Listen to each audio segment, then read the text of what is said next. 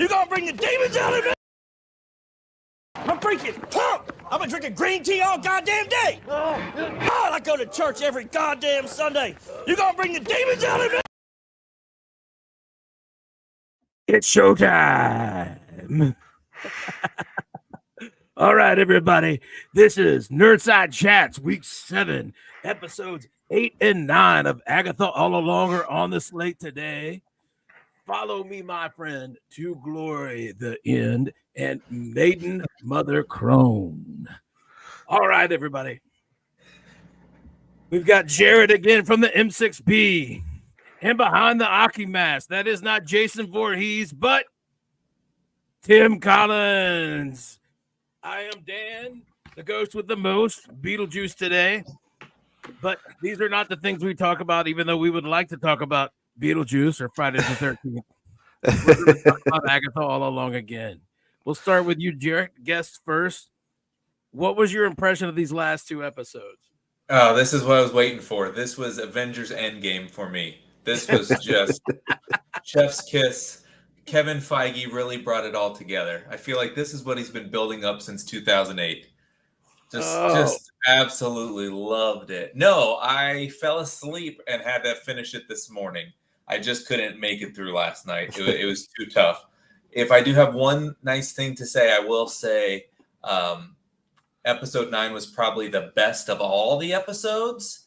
So it's like maybe a 1.5 while all the others were 1s. So I'll give it that. Oh, Tim, what was your impression?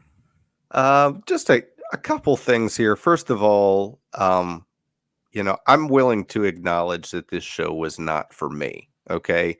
It was not made for me, which most Marvel projects should be geared toward me, but that's okay. I mean, I'm kind of their target audience, but I'm willing to say, you know what, they threw one to a completely different crowd and whatever. I'm willing to do that, but I still don't see how anybody came into this series and ended up getting what they thought they were going to get. If people came into this series thinking they were going to get a fun seasonal Halloween show, they didn't get that.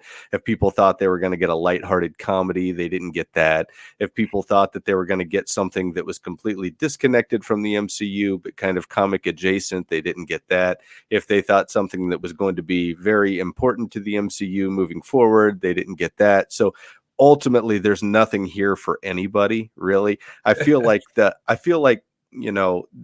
were a few things that I thought were well done, and I'm gonna actually give them a little bit of props. I did feel like Joe Locke did a pretty good job in the final episode. I feel like his acting was pretty good. I mean, it's not Oscar worthy, but he did a very good job. But yeah, I mean, ultimately, when you got two heavy hitters in the comedy acting world like Aubrey Plaza and Kathryn Hahn, and you just can't land the comedy, I just don't know that you've really done a good job of utilizing your resources. And that's kind of where I am with this show. I feel like there were some things that, the show kind of ended up being a flashback episode in episode 9, which I thought was kind of a weird choice. I kind of felt like the series felt like it had wrapped after episode 8. I don't know about you guys, but I didn't really think we needed a 9th episode at all. Well, and so I don't know. There was a lot that I was just kind of it all felt like a miss to me. And that's not surprising from where we were last week, but I do think that it did not seem to improve to me. All right. I'm going to hit the comment and then I'll go over some. Barry Allen is slow. Just what this series needed. A flashback finale with the song repeated. Oh, that song. Oh, the song. Say my favorite part of the finale, not because it was great again, but because I know how much you hate it, was how many times they sang that song. And I'm like, Tim's skin has to be crawling right now. That really warmed my heart because your discomfort brings me pleasure. Just break a glass and pour the shards inside my ears. It would have been so much better. But yeah, I will say, I texted Tim, and literally, I will tell you guys, everybody out there in the Nerdland, I liked episode 7. I didn't defend it that great last week because we had a lot of people here. And just to tell you guys, when these guys really hate it, and I just find it funny. It just really amuses me, the amount to which they get upset. And then I was going to come on here and really try to defend these 2 episodes before I watched them. And when I got done, I texted Tim and said, I just wish I liked it more. I mean, Yeah. The best I can muster for the show is it was kind of okay. It was just kind of okay. It was like it was there. It passed a little time. It just That's guys, typical phase 4, phase 5 Marvel. I mean, that's typical phase 4, phase 5. It's just meh, okay, you know. That's he summed it up completely in that like they've lost. I don't know who you're aiming for here, because if you Marvel has properties, be it Agatha, be it other things. They have properties within their wheelhouse that they could develop that don't have to be deeply tied into the larger MCU. They could be interesting standalone projects, maybe even within the greater MCU, but they don't tie in all that greatly, that people could like watch or not watch and not worry about missing it. And you could the comics. Jerry, you understand? Like Marvel used to publish what 35 books a month, maybe 40. Yeah.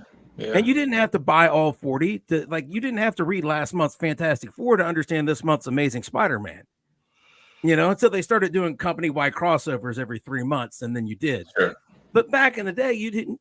And so Marvel has properties that they could do this with, but they just refused to do it. I thought that was what this was going to be.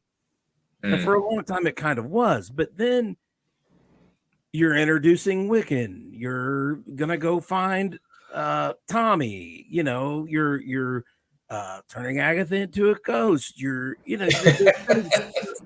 And nothing ever concludes. I understand that comic book is a serial medium. And in the comics, nothing really gets wrapped up. But this was never even presented as anything more than a limited series. They always called it a limited series, and yet it doesn't have a conclusive end. Why not?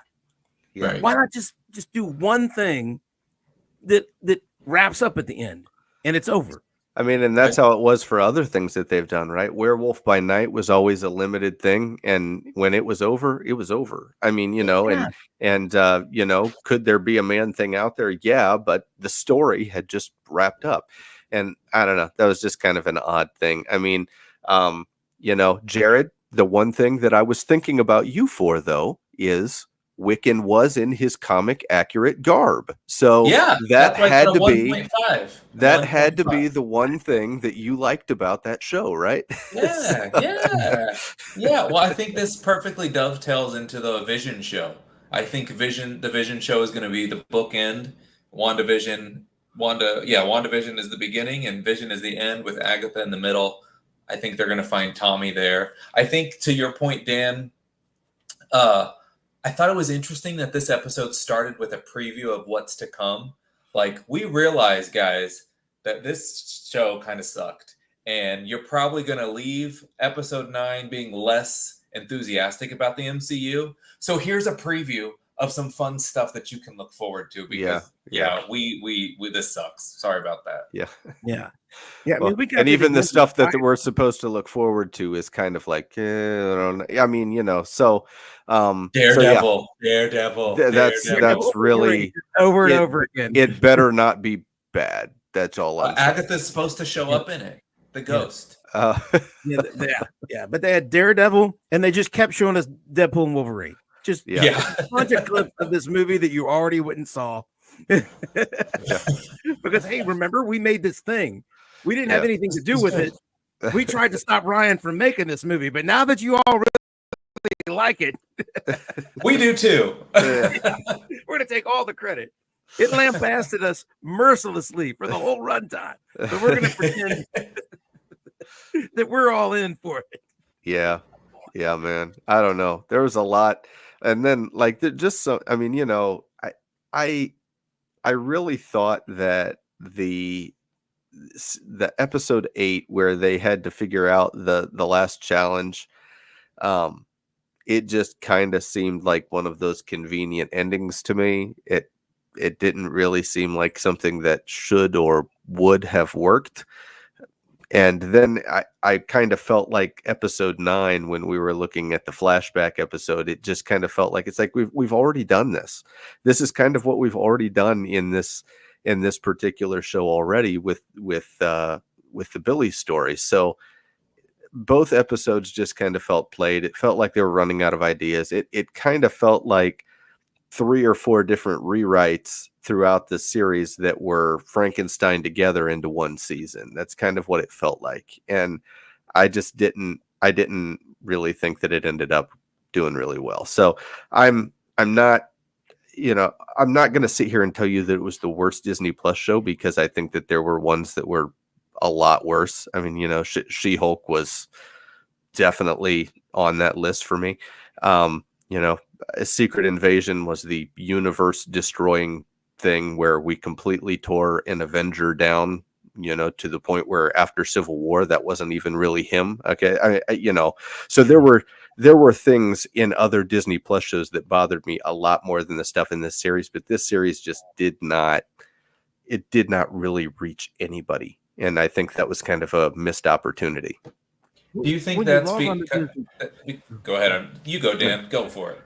I was just going to say, when you log on to Disney Plus, that right now it's Halloween, and they have the big, Halloween collection.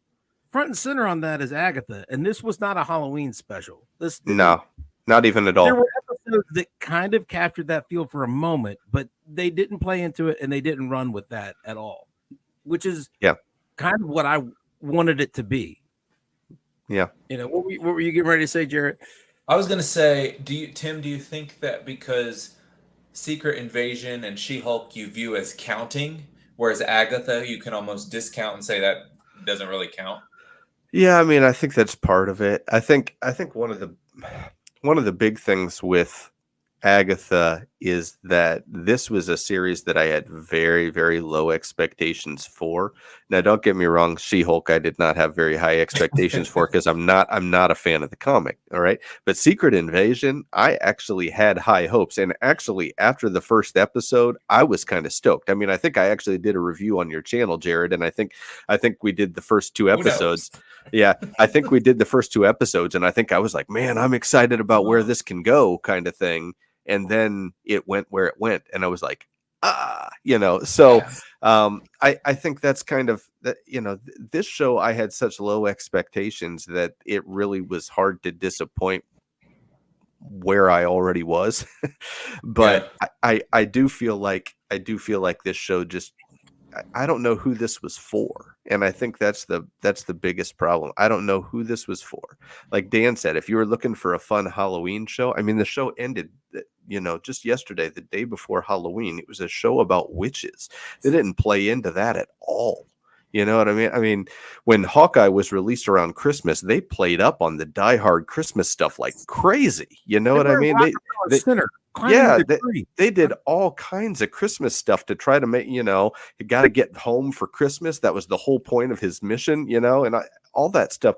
But now, you release this around Halloween. It should have been a slam dunk. The writers should have been in the room just trying to say, how many Halloween references can we throw in?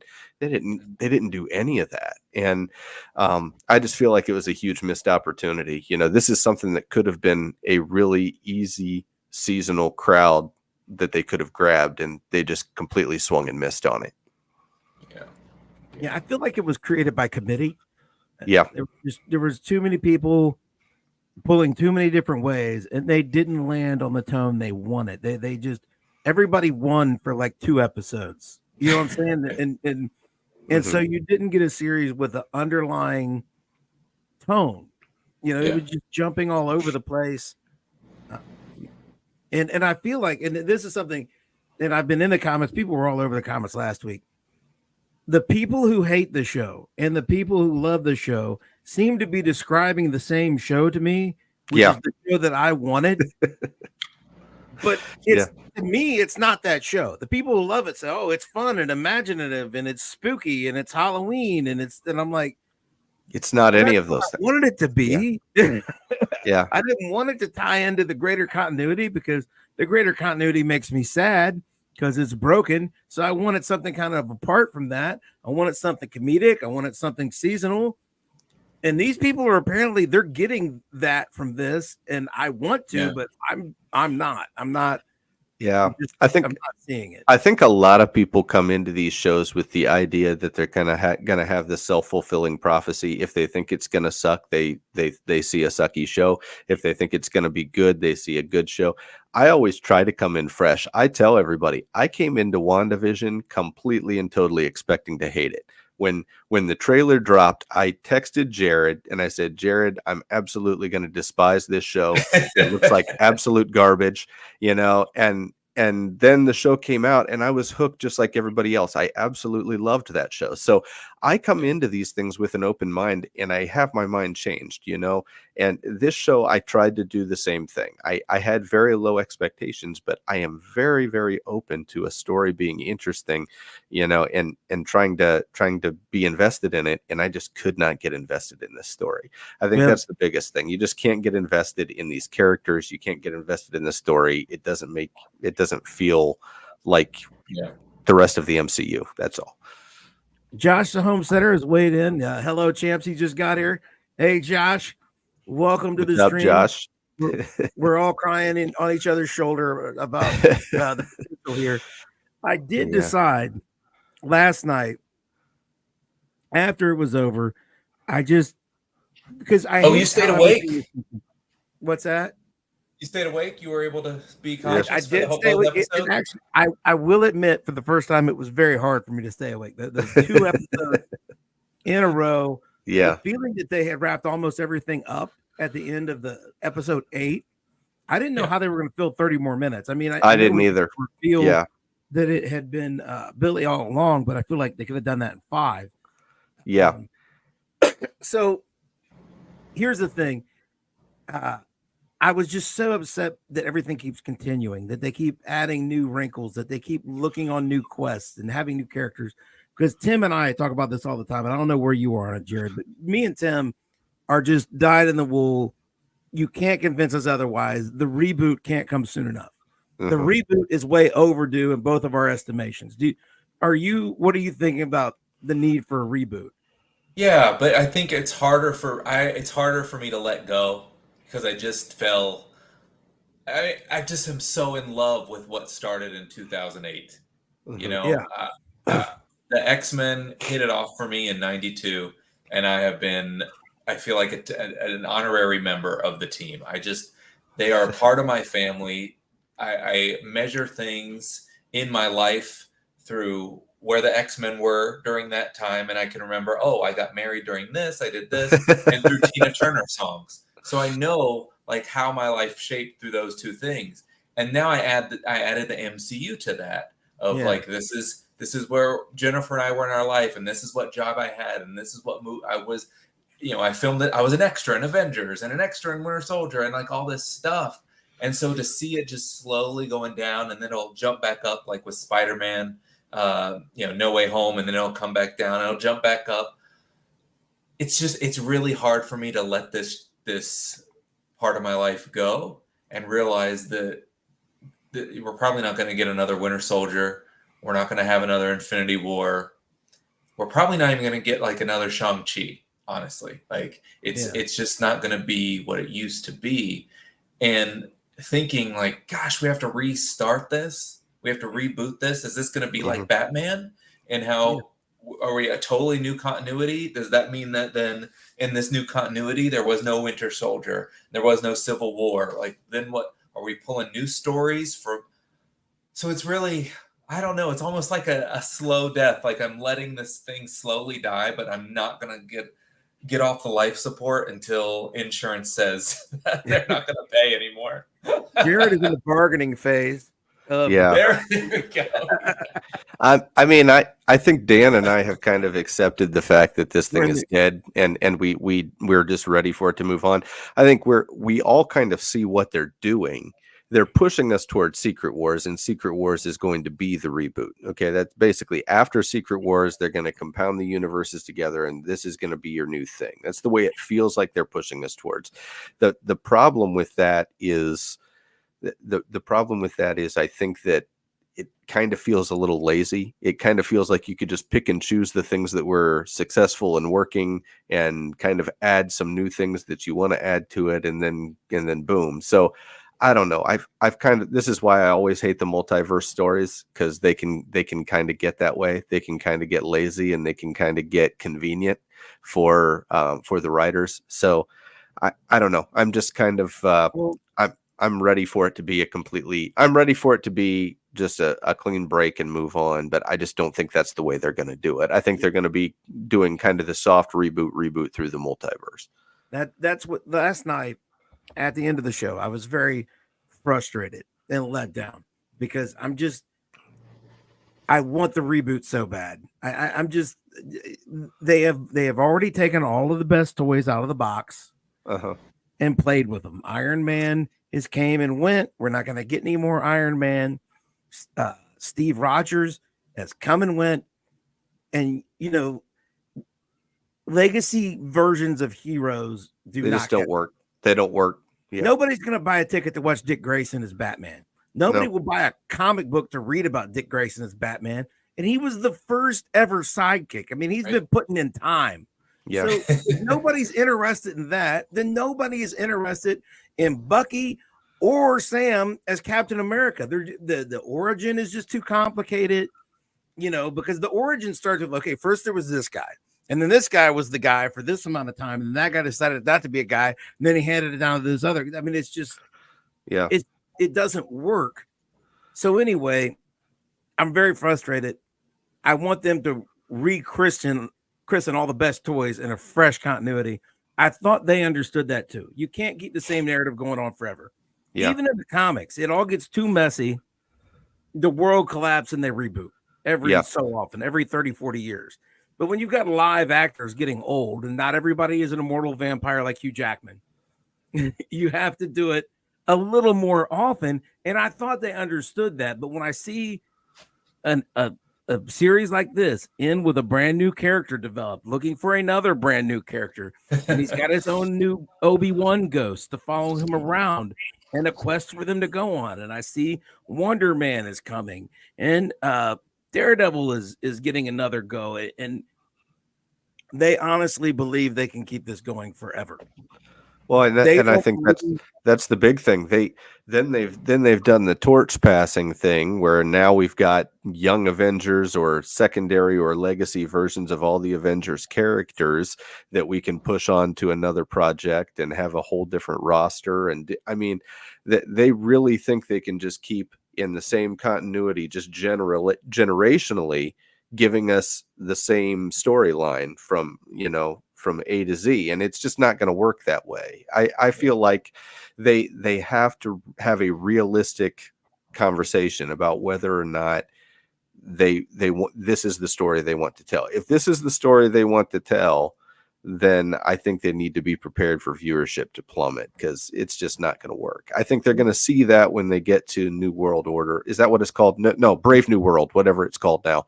But when they get to Brave New World, I think they're going to see that. I think they're going to see that people just are not ready for legacy versions of the character and generational continuity, and they're ready for that. We had the perfect natural ending in Endgame. The perfect natural ending, and here we are now. We're looking at Agatha as a show that was introduced. I mean, I could think of so many other characters that have been introduced that I would rather have had a project for than Agatha.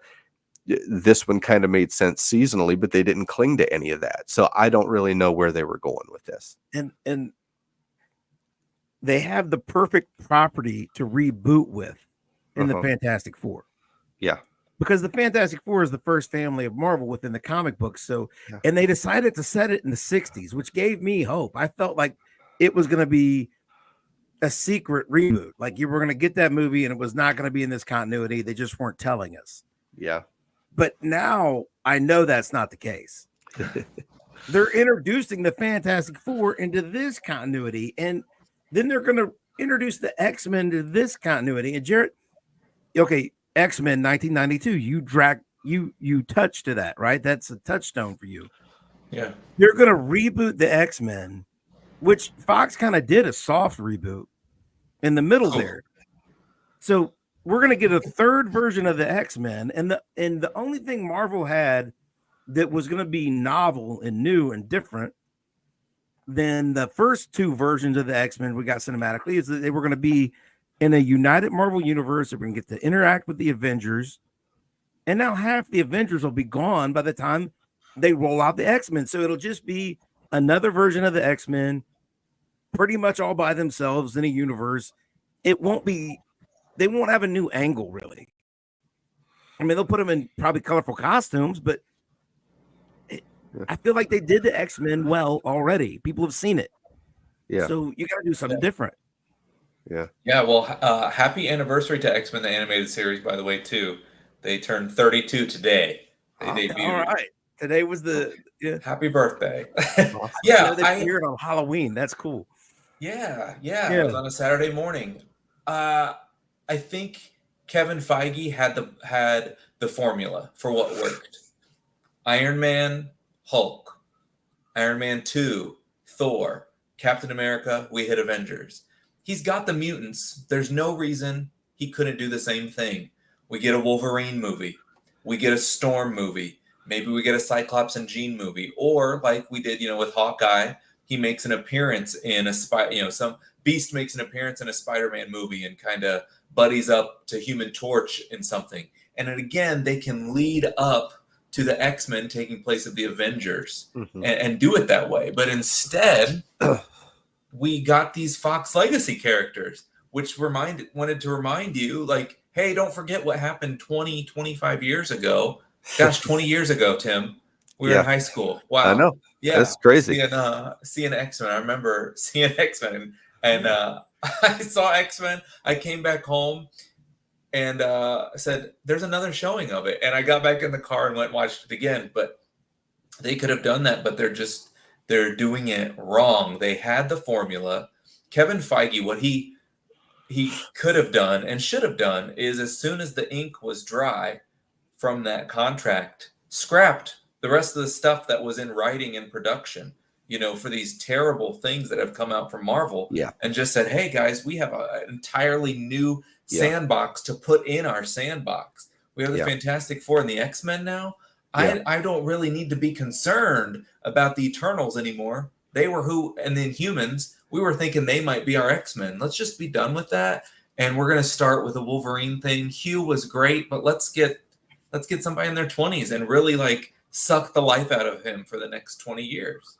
Yeah, I feel like the biggest problem that they've done recently, and something that I'm kind of afraid that they're going to do with the X-Men, is whenever you introduce an entire roster at once, okay, rather than doing each character individually, kind of like you were talking about, when there's not a gradual build over time, people don't care about those characters as much. And that's one of the things that that's exactly what happened with Eternals, and that's exactly what happened with a lot of these other rosters and groups that have been introduced recently.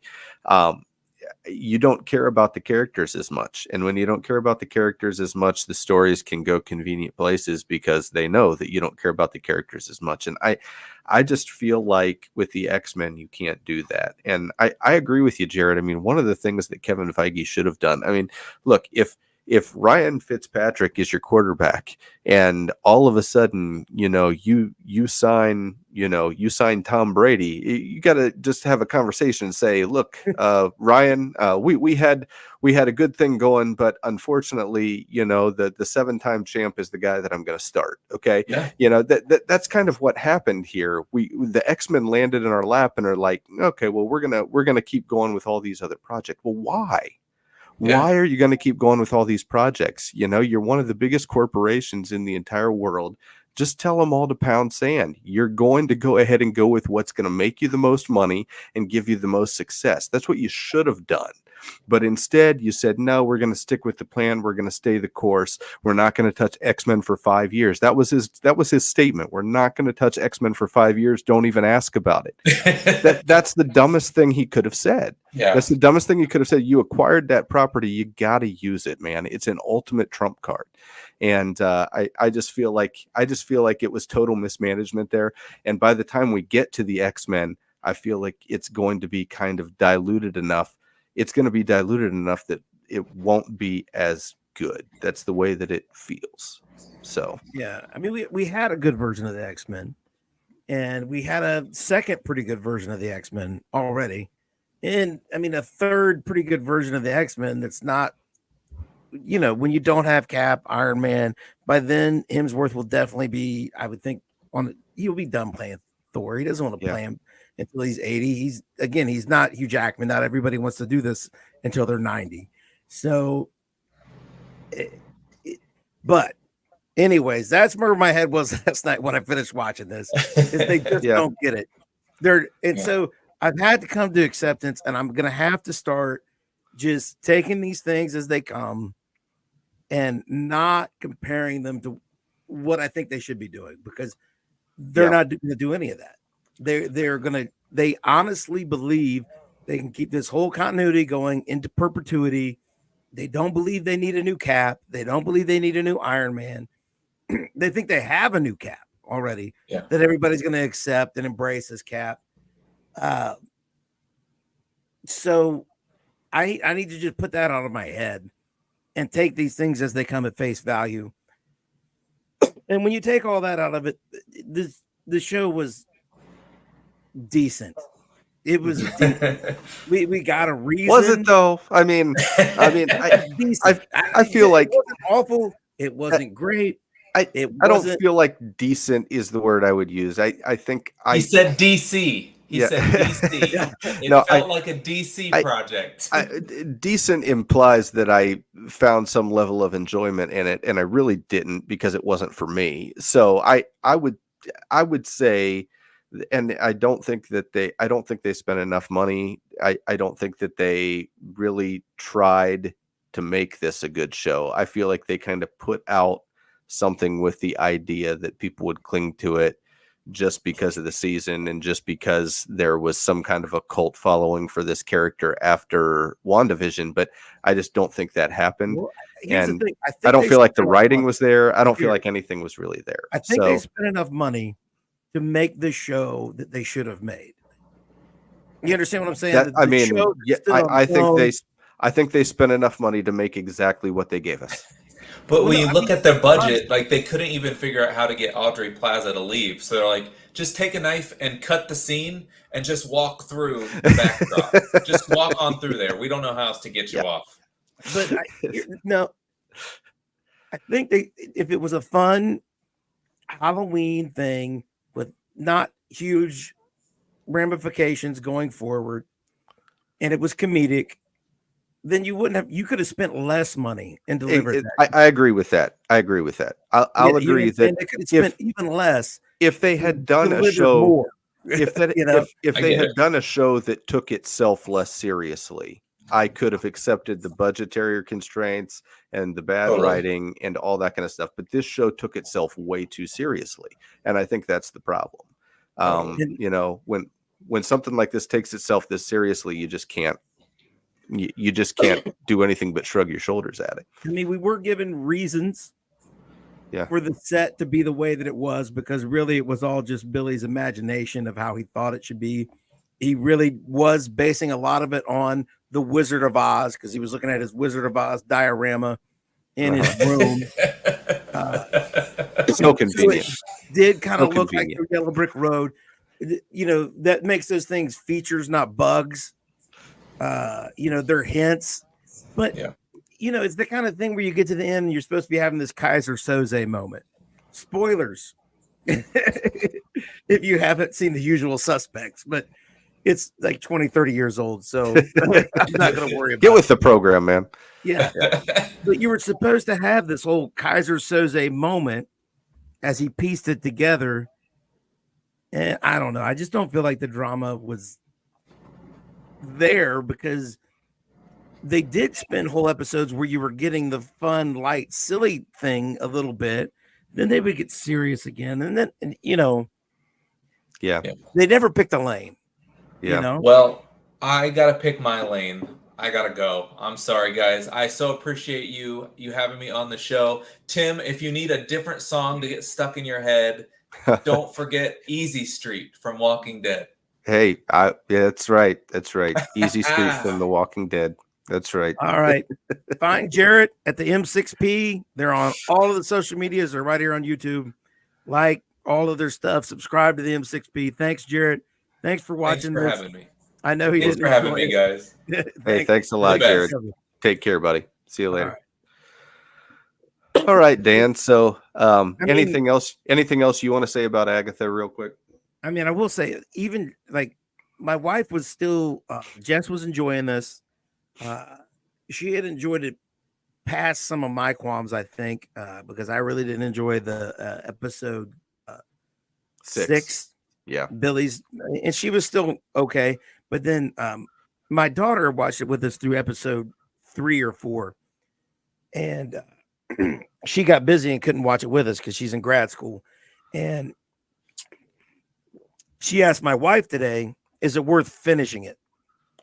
And my wife was like, well, the end was kind of, she was like, I had trouble staying awake and it wasn't great. So that's just one more person. I mean, I know the internet thinks that we're trolls and whatever. I really desperately want it. I mean, up until these last 2 episodes, I was giving this show, I was thinking like, this is like a C, like a solid 75. Yeah. Like not a C minus. It's like a C. I give it slightly. I'll give it like a C minus, like a 70, maybe. Right. Yeah, 69. Okay. And I felt like where it was, if they really stuck the landing on the last 2 episodes, right, they could bump it all the way to like a B plus. Yeah. You know what I'm saying? From where it was, with 2 episodes left, I thought they could wrap it up in a way to like really make me like it, and then I could come on here and like fight you and Jared with a fiery passion about how good it was. And I thought that would be great for our channel. And I really wanted to have representation of somebody who really liked and enjoyed it. And we don't have a network that is like 50 miles wide, and like the majority of our nerd friends aren't even watching. Yeah. I mean, that's one of the things that just is hard about this show is like, when even trying to find people to come on this program with us. I mean, Bonebridger last week, it was the first time he'd ever watched the show. I mean, this is the kind of problem that you run into when you run into a property like Marvel that is trying to reach out to audiences by basically trying to prod these projects by saying, well, if we do this project about this character and we kind of tell them a couple of the other key characters that are going to be introduced, will people even want to watch it? And if they don't want to watch it, well, maybe we can make it so the whole thing just doesn't matter that much. That's kind of the feel that I got from this show. I feel like, the story of, first of all, the title character is not the main character. And this is a big problem with Disney Plus. They do this a lot, right? The main character of this series was Billy Maximoff. And I feel like they really have not done a lot of story building to get us to the point where I really want Billy to be considered in the bigger continuity. That I could take or leave the story completely. If you didn't watch this series, I really don't think you missed anything.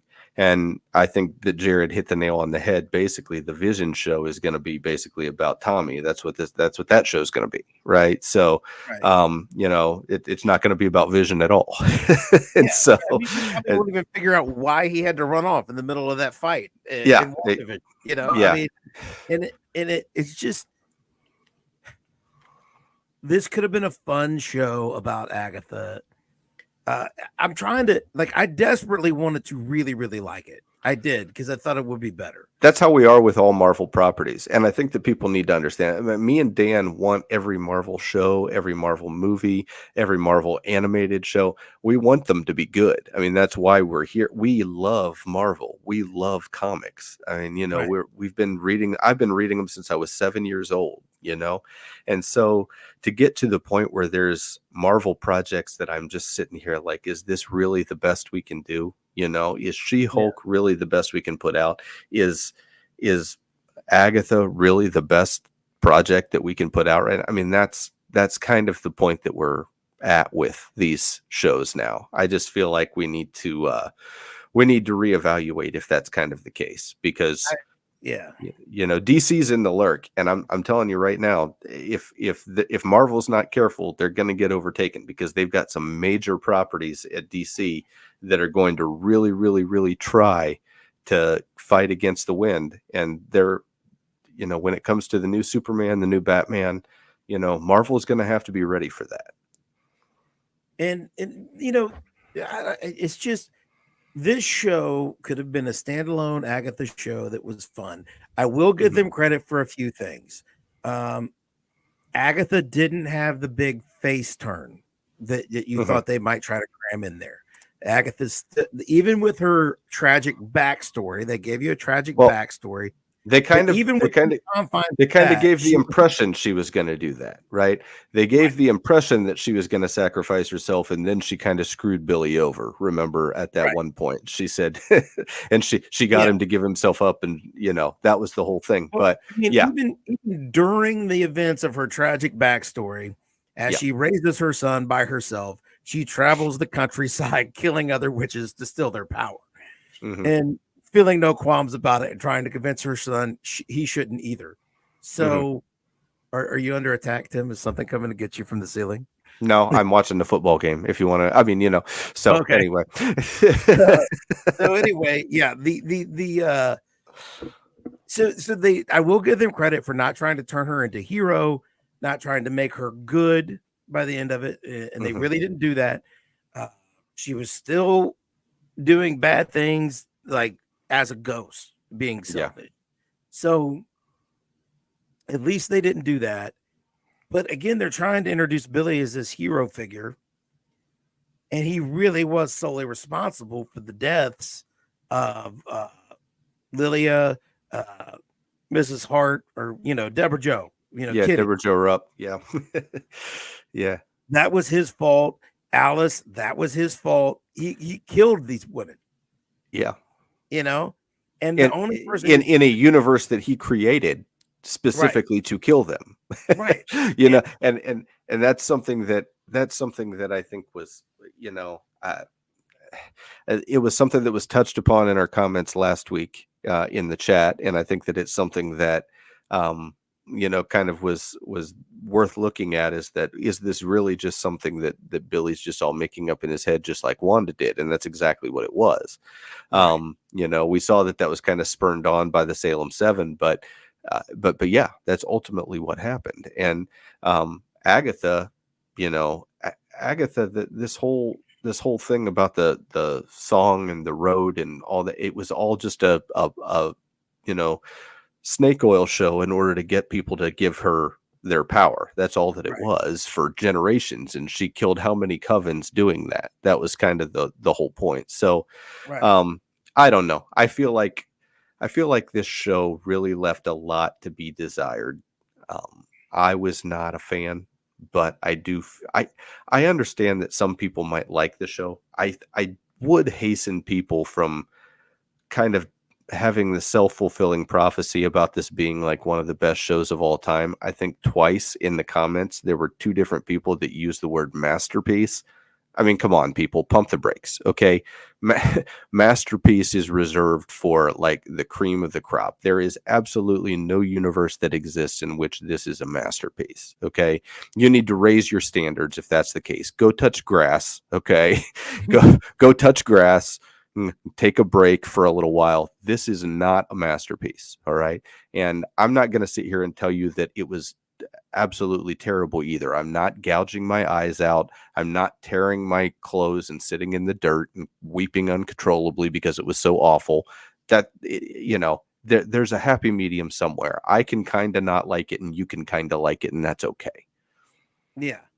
And so I don't know. I just don't know if it delivered because Billy is not the only person left to tell Billy he's not a bad person is Agatha.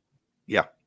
And she is ghost. a bad person. So what is, and then she's the only one left to reassure Billy that he didn't kill someone to give Tommy a new body.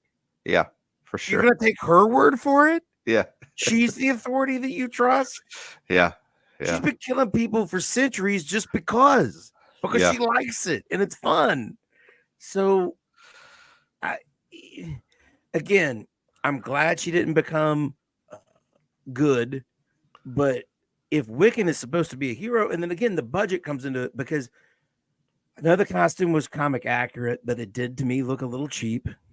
Very cheap. Yeah. Yeah. And then the part where he flew in to save her from death, like that was like the cheapest flying effects I've seen. Very lame. Very lame. Yeah. And I'm trying not to be dismissive. I'm trying to be more critical, because I do feel like there are reasons why it looked cheap. Obviously, the budget constraints. There were budget constraints in this show, and I feel like that's how it was with a lot of stuff. That's how it was with the demon that we talked about previously. That's how it was with a lot of things. A lot of things in this show are going to look cheap because they were cheap. Okay. I mean, let's just call it what it is. This is the lowest budget Marvel show of all time. And the ratings tell the tale. I mean, I know people are going to sit here and try to tell me that the rating numbers were good. The rating numbers were not good. Okay. It was 2 million less than the Acolyte premiere week in 2 more days. Okay. And the Acolyte premiere was enough to get it canceled. So you need to think to yourself, this cannot be possibly what Marvel thought they were going to get, particularly when you're dropping a show about witches around Halloween. Okay. At the very least, you're going to get some people that click on the show and say, hey, what's this fun witch show? It's Halloween time. Let's watch that. And they couldn't even keep those people. The Nielsen showed that they didn't even keep those people. And the reason they didn't keep those people is because those people probably turned on the show. First episode looked like a procedural crime drama, and they just clicked it right off. Okay. So, I mean, ultimately, all of the numbers for this show are not going to look good. And I saw articles today that were trying to pump it up.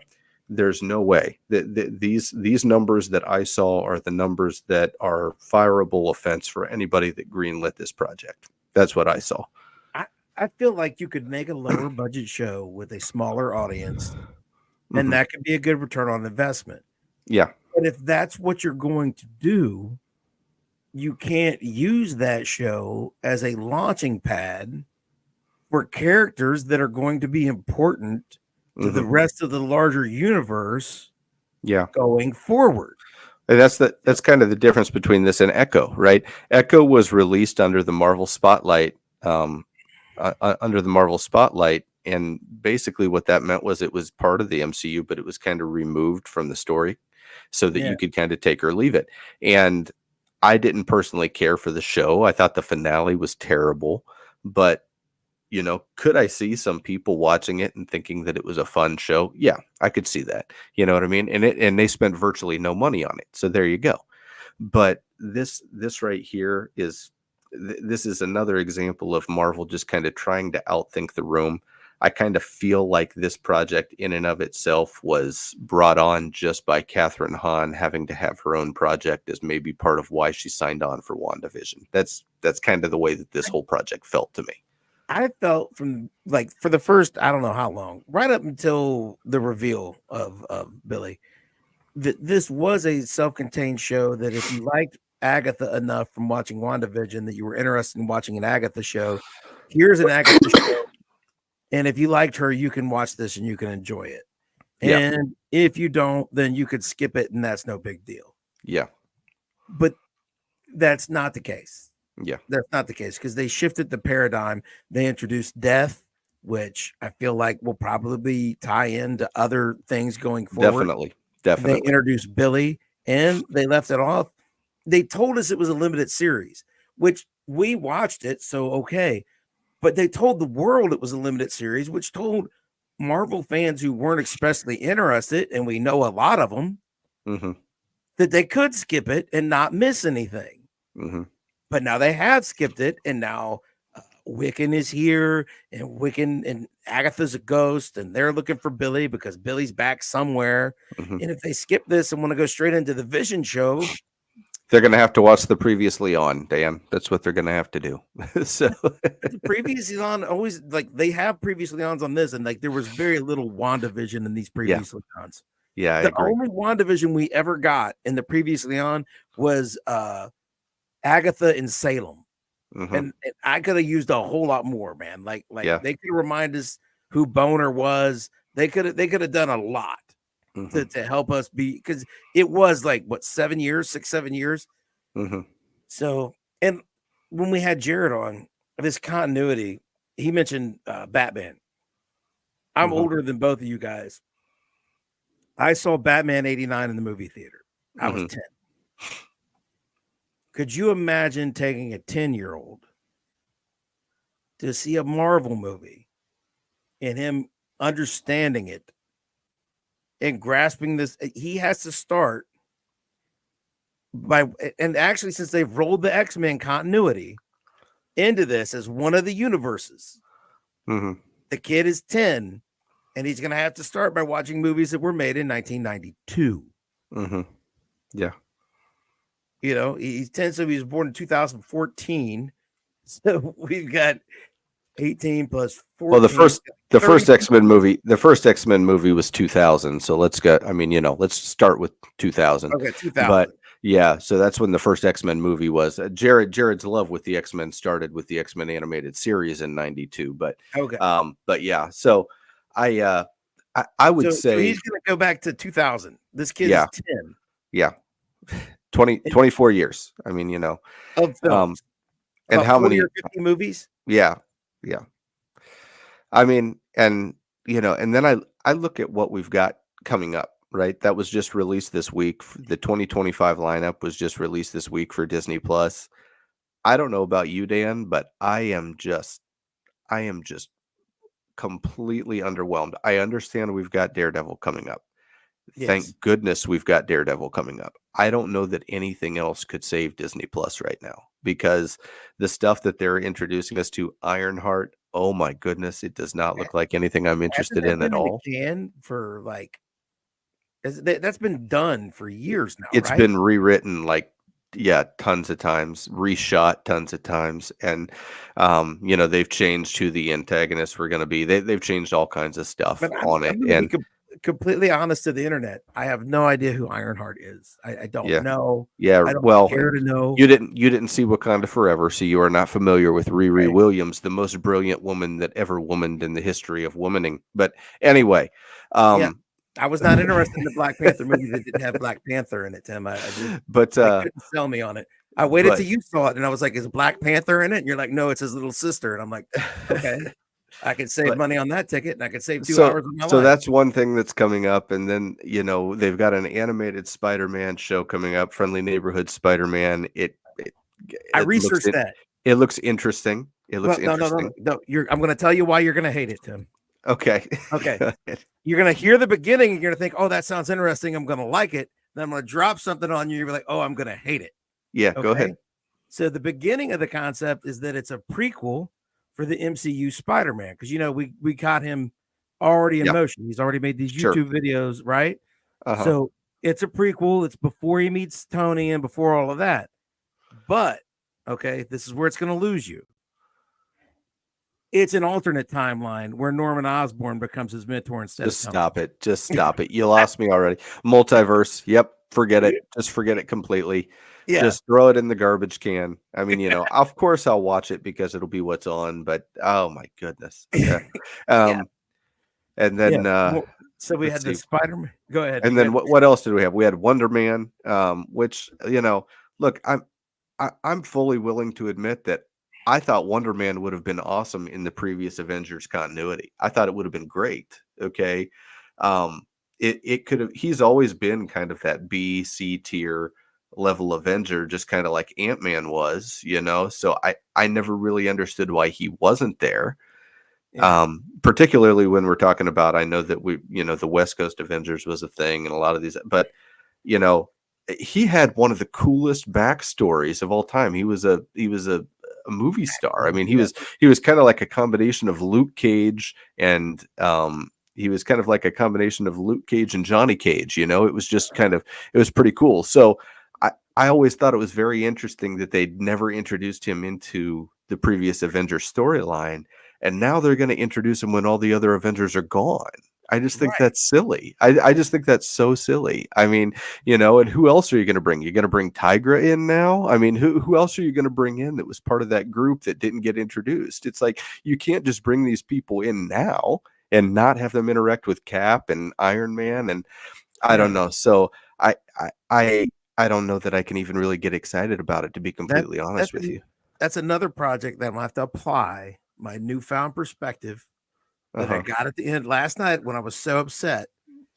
This trailer was part of made me so upset. This trailer and the way the show ended made me realize that they see nothing wrong. Yeah. They have no plans of doing a reboot. They think that they can keep this continuity going for like 30, 40 years. I mean, if they were in charge of James Bond, right? Sean Connery would have gotten a little old and not wanted to do James Bond anymore. And they would have just had 008. And, we would be on our 7th or 8th British super spy by now. And his name would be John Smith, because, and you would have to know that it went James Bond and then Dave Jones. And then, that's how they would have done it. They wouldn't have had a new James Bond. They would have just a new guy. What's really interesting is when you take a look at these other stories and these other franchises that are successful, like James Bond, right? Yeah. And like some of these others, like originally how Star Wars used to be, what made them so successful was distance. They were able to put a couple of years sometimes in between projects and build that anticipation. Marvel is just refusing to do that because the money for releasing a project right now is what they're addicted to.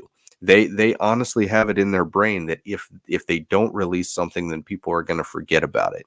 And that's not the case at all. I mean, if you let space just sit there for a while, that anticipation will build towards your project and it will make it better. Okay. But they just can't do that. They can't help themselves. They have to release, 3 or 4 Star Wars shows, 1 Star Wars movie, a couple of MCU shows, a couple of MCU movies every year in order to feel like they're getting their maximum return on investment from purchasing these franchises. But that they're doing it all wrong. They were supposed to be building these franchises the way that they were originally built, and they're just not doing it that way. And as somebody who has a really, really deep nostalgic feel for lining up at the theater and getting so excited to see the new Star Wars thing or the new Marvel thing, that's gone. That's just been gone for years. I can't remember the last time I was so stoked to go to the theater and watch a Marvel movie. I mean, when maybe Endgame, that was the last time, I think. So I don't know. I feel like they need to do more to make these releases an event, and they just haven't done that. Something like this, they couldn't have made Agatha into anything ever. And that's kind of why they picked the wrong project. Well, when you're talking about like Wonder Man and Agatha, it's just I have to start judging these things basically as standalone on their own terms and not thinking about how they're punting the ball forward on what I want them to do, because they're not going to do that. So I just have to let it go. They're going to keep this continuity going for, I don't know, until somebody dies. They're a full-fledged studio now. They're not a film franchise. They're a studio. And I don't know how many people work at Marvel Studios. I don't know if it's 50. I don't know if it's 100. But I know it's more than 5. You know what I'm saying? There's like probably 40, 50, 100 people. And let's call it 50 people, right? I mean, there's more than that on each project. They could all get in a room and somebody could say, this isn't the direction we need to go. Here's the thing, though. There's 50, maybe 100 people. their full-time job every day that they go to work, over 40 hours a week, right, is to make more live action Marvel content. Mm-hmm. All day, every day. Like that is their work life. That's what they have to do every day. Mm-hmm. They're not gonna like come in after they finish 2 or 3 projects and work on something else. Mm-hmm. They're not gonna pick a different character group or a new universe and make a movie about that. All day, every day, all they're gonna do is make movies based on Marvel characters. So we're never gonna get the breathing space we need for that full-on reboot. Yeah. It's these people's full-time job. Yeah. I mean, And I think that's kind of the thing is they're trying to operate Marvel the same way that they've operated the Pixar and their Disney franchise for years, which is essentially, it's not all connected, but people kind of piece them all together as being Disney. Okay. That there's other projects in between Frozen and Frozen 2. Okay. Yeah. But even though those are the only 2 films that tie together, there's other things in between that fill the space. They're trying to do that with the Marvel universe, but it's not working. Okay. It's not working because it is all connected. And that's the problem that they're running into. They're trying to treat these franchises the same way, and they're completely different. I don't think they understand what they bought when they got Marvel and when they got Star Wars. I think that Kevin Feige had a rough idea of what he wanted to do through the Infinity Saga, but since then it's kind of felt like he's making it up as he's going along, and it's just not working. Okay. I don't think Feige, I'm more and more convinced that Feige was never the inspiration or the brains behind this. Yeah. And I tried to convince you of that in one of these debates, Dan. I tried to convince you. I tried to convince you, and you listened to our buddy Jonathan, who probably is watching right now. But I'm telling you right now, Kevin Feige is not the reason that the Infinity Saga was successful. The Infinity Saga was spectacular, but he just happened to be the one that was sitting behind the desk for a natural building story. Okay. It didn't take a rocket scientist to put 2 and 2 together and make 4. And that's exactly what happened with the Infinity Saga. And Kevin Feige just happened to be the guy in charge. But now we're starting to see who he is. And this is the kind of stuff we're getting. We're getting Agatha. We're getting Friendly Neighborhood Spider-Man. We're getting, Moon Knight. We're getting She-Hulk. We're getting Ms. Marvel. We're getting Eternals. This is what we're getting. Shang-Chi. This is what we're getting from Kevin Feige now. All right. And when you take a look at what Kevin Feige did previous to the MCU, all of this makes sense. Okay. Yeah. He was responsible for the 2 bad Fantastic Four films in the early 2000s. He was responsible for a lot of, Spider-Man 3 was a project that he was involved in. There's a lot of things that he was involved in that were not good. Okay. So the fact that he just happened to be in charge at the most amazing comic book franchise of all time, the Infinity Saga just blowing up, that I don't hold him responsible for that. That was just a lot of other creative people. That was Jon Favreau and a lot of other, James Gunn, a lot of other creative people that got together and figured things out. Kevin Feige just happened to be the one behind the desk, and now we get to see who he really is. Well, and he's been totally villainized, but I think Ike Perlmutter could take some of the credit now. Yeah. In retrospect, Ike Perlmutter was the money man. He owned Marvel. Him and Aviar were toy manufacturers. They bought the Marvel comic book line. And no, he's not a creative. But here's the thing. He knew enough to know what he didn't know. Mm-hmm. He had a creative committee that Kevin had to work with and report to. Mm-hmm. That included guys like Mark Millar, Brian Michael Bendis, Joe Quincetta, comic book guys that write comic books and read comic books and come from comic books to try to keep this continuity together, to try to make it make sense. I mean, one of the famous stories is in Iron Man 2, when Tony was drunk, he was going to hit Pepper. Mm-hmm. They were going to have him hit Pepper. And the creative committee, the comic book guys, were the ones who had to convince them, no, you can't do it. You just can't do it because you'll never bring him back. Mm-hmm. And they actually pointed out that Hank did it in the comics, and they almost never, they were just like, they were never able to quite get that Ant-Man, Giant Man. It took forever for anybody to ever look at him like a hero again.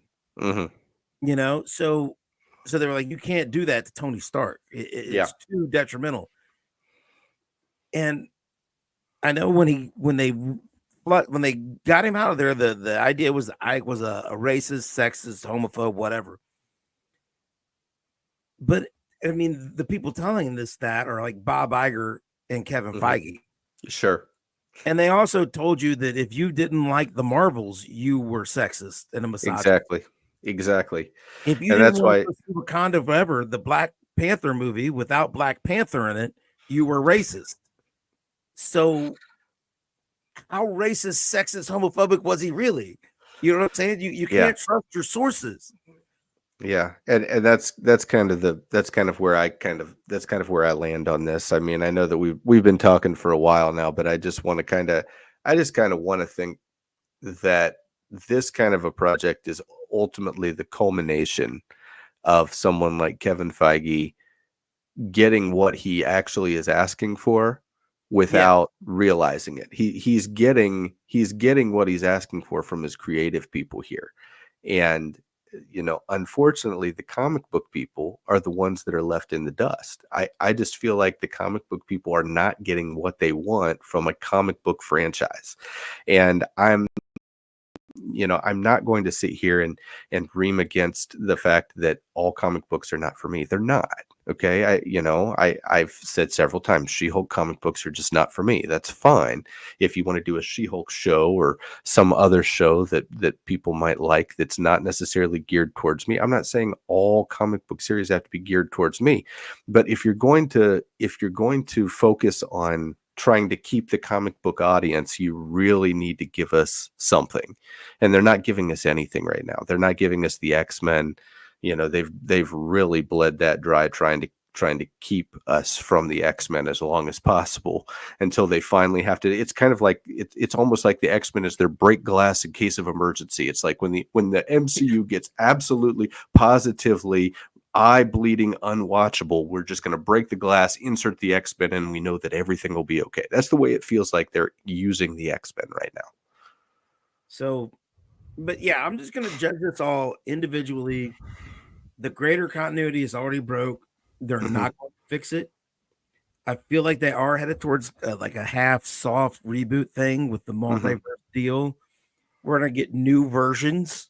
We're going to get new versions of some characters while maintaining the old versions of other characters. It's going to get deeply confusing. So I'm just going to judge these things one at a time.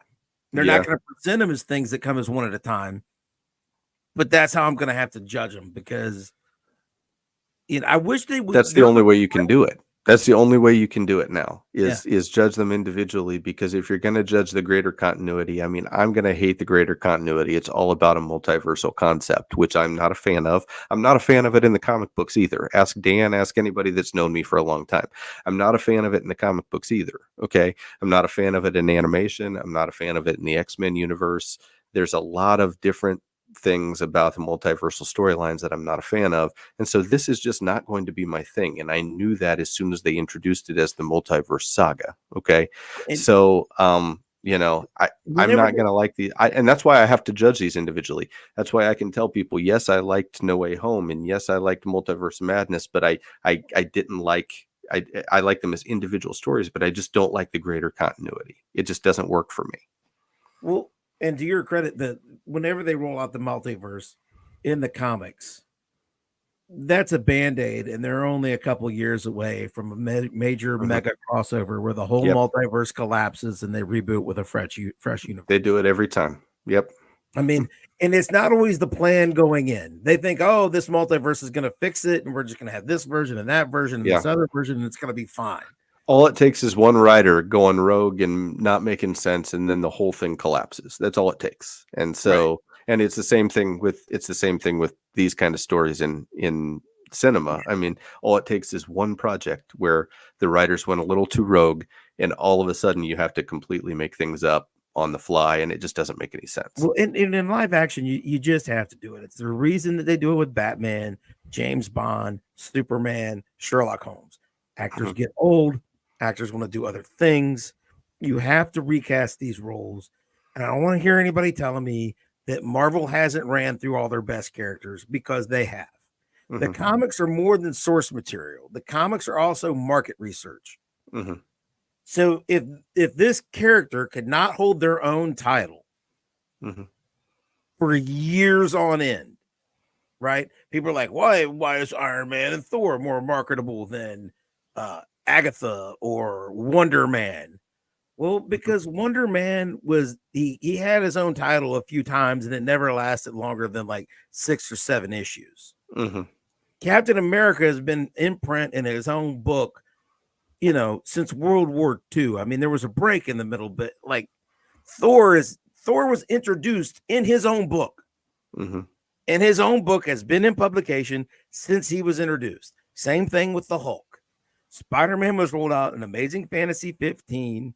The next month, Amazing Spider-Man #1 came out, and Spider-Man has had his own book, and sometimes up to 5 or 6 books about Spider-Man since that time. Mhm. So all of the characters that they have that have been able to support their own book Mhm. for 5, 10, 15, 20, 30 years have been done. Yeah, I mean, the only one is Holland. That's it. Really, Spider-Man is really the only one, and they don't even really have the full rights. I think that's really Right. what it's all about. They don't really have the full rights. So I don't know, man. I'm ready for a reboot. I'm ready for it to be something new, something different, something fresh, so that I don't have to sit here and do an Agatha review with you.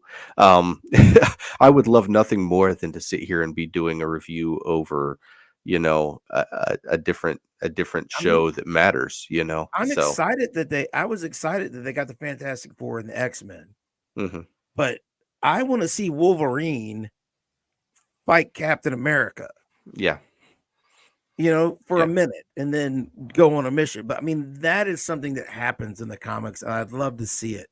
I'd like to see Wolverine fight the Hulk. Mhm. You know, I would like to see the Hulk fight the Thing. Mhm. But Mark Ruffalo's getting older. I don't know how much longer he's going to play the Hulk. Yeah. And so like they've backed out of all these characters, and outside of crazy fantasies, like Chris Evans is going to come back. Mhm. Which our friend Jonathan is telling me, oh, Chris Evans is going to come back. He's going to be Steve Rogers and do a whole bunch more movies. Why wouldn't he? And it's like, well, for the whole reason they wrote him out in the first place. He doesn't want to do it anymore. Yeah, There's I one don't know. for you. I don't know. I know that we've Yeah. been talking for a minute here, but I Yeah. just want to. I mean, I think ultimately we're just all ready for the MCU to be good again, and the only way it can really be good is if they kind of just start over. And I'm not trying to say anything about anything that Disney is pushing. All right. We haven't mentioned agenda or any of that kind of stuff. We're not cheap guys like that. Okay. We're basing this purely on quality, and the quality of the content they're giving us is just not good enough. That's just all there is to it. Okay. So, I look, I'm 41. Dan is slightly older than me. Okay. But we're the target audience for the content that they're putting out, and it's just not landing. It's not landing for us at all. So at some point you got to ask yourself, what do we need to do different? And I feel like the answers are right in front of them. They're just refusing to see it, Dan. So And I don't know, I'm a any thoughts that you have. middle-aged I'm a middle-aged father too, and from the Midwest. Okay. I was there for the fun comedy Halloween show about lesbian witches. I was going to watch it and I was going to enjoy it. I really was. I mean, I know that you wouldn't think that I would be down for that or that I would enjoy that, but I was totally in for it. I thought it was going to be the low budget version. Yeah. I didn't care that it didn't have a high budget. I didn't think it needed a high budget for a comedy Halloween show about lesbian witches. I didn't see why you would need to spend that money. Doesn't offend me that they were going to make that show. But they didn't give me that show. They gave me a show that was like a little too serious by half, and they kept trying to tie it. Like when they try to tie it into this continuity, it gets not fun. It's like doing homework. I don't want to do homework. I don't want to worry about like where's Tommy and who's Billy, and and then they only spent $10 on this show, so Billy's obviously on a crane when he flies in. They could have spent this money and just had a comedy show, and then nobody would have any bad flying effects. Yeah. So again, like, make some standalone stuff for 2 or 3 years while you tool up for the big reboot, and we all learn to miss Iron Man, so that you can give us. And you know what? Then you can give us a brand new Iron Man, and Robert Downey Jr. can play Doom because it's a whole new continuity, and you don't have to have 6 guys look at him and go, "Hey, is that Tony?" Exactly. Or have 6 guys not say that, and the whole audience go, "Why don't they recognize Tony Stark?" Yeah. So that's where That makes sense. I was ready for this. They didn't give me that, but they're not going to. So I'm just going to take it as it comes now. Yep. Same here, man. So, yeah. Any closing thoughts? What do you think? I want to let everybody know that we will be. Tim's going to be. Are you in town next week? I am not in town next week, so Dan will either be flying solo or taking the week off. I don't know that he's decided yet, but if he's flying solo, he'll probably have a guest on. So we'll see. But find us on Facebook. Find us in the comments here. If you have topics that you would like to see me and just me or me and someone else talk about next week, let us know what they are, and I'll come on and talk about them. If you want me to watch something, Jonathan, I'm not going to watch The Penguin for you. Don't even come in here and try to say it. If you want me to sit here live for an hour and explain why I'm not going to watch it, I guess I could do that. But again, comments, suggestions.